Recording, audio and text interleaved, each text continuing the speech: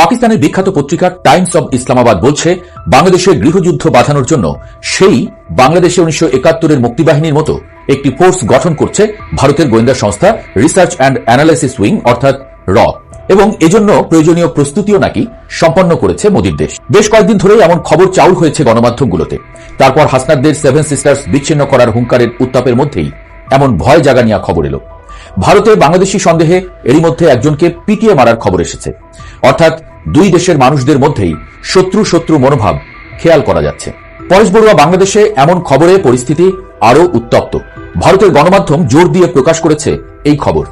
এরই মধ্যে পাকিস্তানের গোয়েন্দাদের বরাতে টাইমস অব ইসলামাবাদ বলছে, ভারতের র বাংলাদেশে মুক্তিবাহিনীর মতো ফোর্স গঠন করার পরিকল্পনা করেছে এবং সেই মুক্তিবাহিনীর মতো ফোর্সটির কাজ হবে বাংলাদেশে গৃহযুদ্ধের মতো পরিস্থিতি ও গুপ্ত হামলা সংগঠিত করা। পত্রিকাটি বলছে, শরীফ ওসমান হাদির হত্যাকাণ্ডের পর বাংলাদেশ এখন এক ভয়াবহ অগ্নিগর্ভ পরিস্থিতির মধ্য দিয়ে যাচ্ছে। গত 12 ডিসেম্বর ঢাকায় হেলমেটে মুখ ঢেকে রাখা বন্দুকধারীদের গুলিতে আহত হবার পর 18 ডিসেম্বর সিঙ্গাপুরে চিকিৎসাধীন অবস্থায় হাদির মৃত্যু পুরো দেশকে এক চরম অস্থিরতার দিকে ঠেলে দিয়েছে। হাদি ছিলেন ইনকিলাব মঞ্চের মতো একটি শক্তিশালী প্ল্যাটফর্মের মুখপাত্র, যারা 2024 সালে শেখ হাসিনা বিরোধী গণ অভ্যুত্থানে সামনের সারিতে ছিল। আর এই হত্যাকাণ্ড কেবল একজন নেতার বিদায় নয়, বরং এটি একটি পরিকল্পিত গোলযোগের সূত্রপাত বলে মনে করা হচ্ছে। হাদির মৃত্যুর পর ঢাকার রাজপথ থেকে শুরু করে দেশের আনাচ কানাচে বিক্ষোভ ছড়িয়ে পড়েছে। উত্তেজিত জনতা প্রথম আলো এবং ডেইলি স্টারের মতো প্রধান গণমাধ্যমের অফিসে আগুন ধরিয়ে দিয়েছে, যেখানে সাংবাদিকরা প্রাণ ভয়ে আটকে ছিলেন। এমনকি বাঙালির প্রাণের প্রতিষ্ঠান ছায়ানটেও ভাঙচুর এবং অগ্নিসংযোগ করা হয়েছে। এসব হামলার পেছনে মূল কারণ হিসেবে অভিযোগ তোলা হচ্ছে প্রতিষ্ঠানগুলোর ভারত ঘেঁষা নীতিকে। হাসিনা সরকারের পতনের পর ভারতে তার আশ্রয় গ্রহণ এবং পরবর্তী সময়ে দিল্লির সাথে ঢাকার সম্পর্কের যে টানাপোড়েন তৈরি হয়েছে, তারই বহিঃপ্রকাশ ঘটছে এই চরম ভারত বিদ্বেষী মনোভাবের মধ্য দিয়ে। টাইমস অব ইসলামাবাদের দাবি অনুযায়ী ভারতের গোয়েন্দা সংস্থা র এই নাজুক পরিস্থিতিকে কাজে লাগিয়ে একটি দ্বিমুখী বিপজ্জনক পরিকল্পনা বাস্তবায়ন করছে। একদিকে তারা নিষিদ্ধ ঘোষিত আওয়ামী লীগের অবশিষ্টাংশ এবং হাসিনাপন্থী অনুগতদের ব্যবহার করে দেশে একটি উপদলীয় সংঘাত বা গৃহযুদ্ধের পরিস্থিতি তৈরি করতে চাইছে। তাদের লক্ষ্য হল 2026 সালের ফেব্রুয়ারির নির্বাচনের আগে অন্তর্বর্তীকালীন সরকারকে অস্থিতিশীল করে তোলা এবং প্রমাণ করা যে এই সরকার দেশ চালাতে সক্ষম নয়। অন্যদিকে তারা বাংলাদেশের শিক্ষিত এবং বেকার যুবকদের বিভ্রান্ত করে উগ্রপন্থার দিকে ঠেলে দেওয়ার এক ভয়ঙ্কর ছক কষছে। প্রতিবেদনে উঠে এসেছে যে তেহরিকি তালেবান বাংলাদেশ বা টিটিবির মতো গ্রুপগুলোর মাধ্যমে তরুণদের নিয়োগ দেওয়া হচ্ছে। এদের মাধ্যমে অভ্যন্তরীণ সন্ত্রাসবাদ তৈরি করা এবং বিদেশে জঙ্গি হিসেবে পাচার করার একটি নীল নকশা তৈরি হয়েছে। এর মূল উদ্দেশ্য হল বিশ্ব দরবারে বাংলাদেশকে একটি ব্যর্থ রাষ্ট্র এবং চরমপন্থী স্বর্গরাজ্য হিসেবে তুলে ধরা, যাতে করে আন্তর্জাতিক হস্তক্ষেপের পথ প্রশস্ত হয় এবং পাকিস্তান ও চীনের সাথে বাংলাদেশের ক্রমবর্ধমান ঘনিষ্ঠতাকে থামানো যায়। আর এমন কথা যদি সত্যি হয়, তাহলে ভূরাজনৈতিক খেলায় বাংলাদেশের সার্বভৌমত্ব আজ এক বিশাল চ্যালেঞ্জের মুখে।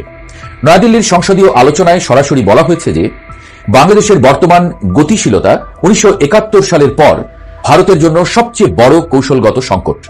বিশেষ করে বাংলাদেশে চীনা বিনিয়োগ এবং পাকিস্তানের সাথে সামরিক সহযোগিতার সম্ভাবনা ভারতকে এতটাই বিচলিত করেছে যে তারা দেশটিতে বিশৃঙ্খলা সৃষ্টির মাধ্যমে তার প্রভাব পুনরুদ্ধারের চেষ্টা করছে বলে সামরিক বিশ্লেষকরাও মনে করছেন।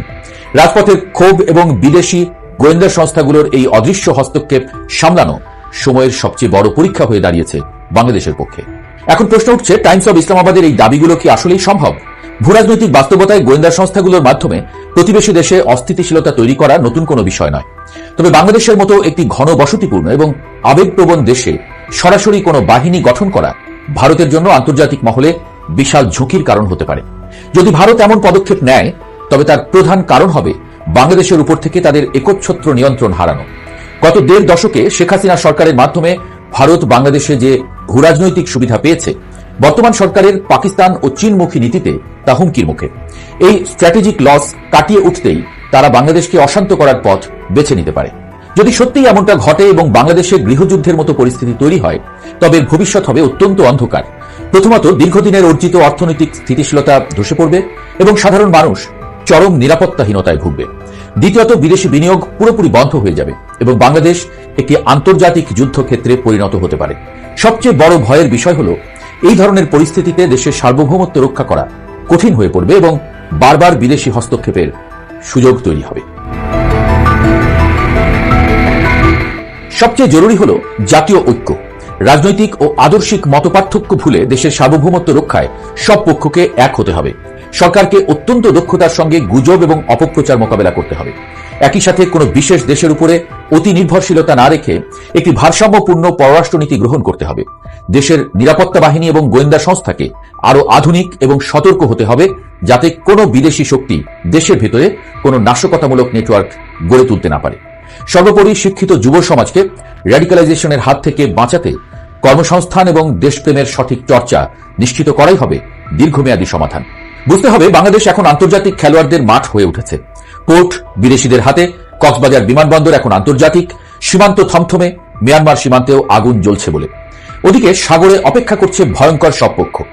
নিরীহ বাংলাদেশটাকে দুমড়ে মুচড়ে দেওয়ার জন্য সব পক্ষ যেন মুখিয়ে আছে। এর মধ্যেই এত ছোট দেশে হাজার ধরনের মত, হাজার হাজার দল। কে কার সব শেষ করে দেবে, আগুনে পুড়িয়ে দেবে হাসিমুখ, ভিন্ন মতের উপর নির্বিচারে হামলা, বিভিন্ন প্রতিষ্ঠানের উপরে হামলা, আগুন বাংলাদেশ সম্পর্কে ভালো বার্তা দিচ্ছে না বিশ্বকে। পাকিস্তান হঠাৎ করে শত্রু থেকে বন্ধুতে পরিণত হয়েছে, কিন্তু ভুলে গেলে চলবে না ৭১কে, ২৪কে। দিন শেষে যদি সবাই মিলে বাংলাদেশের পক্ষে না থাকা হয়, তবে এইবারে বাংলাদেশকে ধ্বংসের হাত থেকে বাঁচানোর উপায় থাকবে না আর। বাংলাদেশের বর্তমান সংকট কেবল একটি হত্যাকাণ্ড বা বিক্ষোভের মধ্যে সীমাবদ্ধ নেই। এটি বৃহৎ শক্তিগুলোর প্রভাব বিস্তারের লড়াইয়ে পরিণত হয়েছে, যেখানে জয়ী হতে হলে দেশবাসীকে ইস্পাত কঠিন সংহতি প্রদর্শন করতে হবে। তাই এখন দেশের প্রশ্নে এক হতে হবে, দেশের মানুষের প্রশ্নে। ভালো থাকুক প্রিয় বাংলাদেশ।